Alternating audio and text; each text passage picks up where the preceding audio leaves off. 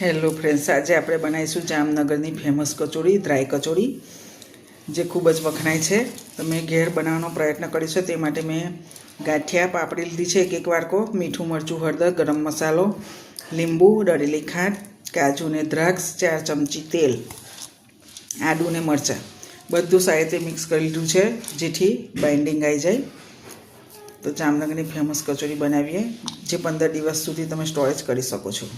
કચોરીના બહારના પડ માટે મિત્રો મેં આ મેદાના લોટમાં મીઠું અને તેલનું મુઠ્ઠી પડતું મોણ લઈ થોડું પાણી છાંટી અને કડક એવો લોટ બાંધી લીધો છે અને 15 મિનિટ માટે રેસ્ટ આપી દીધો છે. તો ચાલો આપણે બનાવીએ ડ્રાય કચોરી. જો મિત્રો, આપણે હવે કચોરી ભરીશું તે માટે મેં એક પૂરી લઈ લીધી છે. પૂરીમાં ગોળો મૂકી થોડું પાણીવાળો હટ કરીશું ને આવી રીતે ધીરે ધીરે કાળજીપૂર્વક બંધ કરી દેવી. વધારાનો લોટ ઉપર આવી જાય એમ કરો એટલે તરત જ આવી જાય.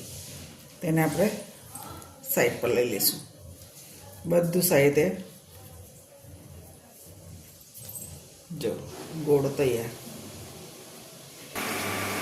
આપણી બધી કચોરી તૈયાર થઈ ગઈ છે. એને આપણે તળવા લઈ લીધી છે. તો તમે જોઈ શકો છો મિત્રો, ખૂબ જ સરસ એવી તળાય છે. ફાઇનલી આપણી કચોરી તળાઈને રેડી થઈ ગઈ છે. ખૂબ જ સરસ એવી લાગે છે. તમે 15-20 દિવસ સુધી સ્ટોરેજ કરી શકો છો.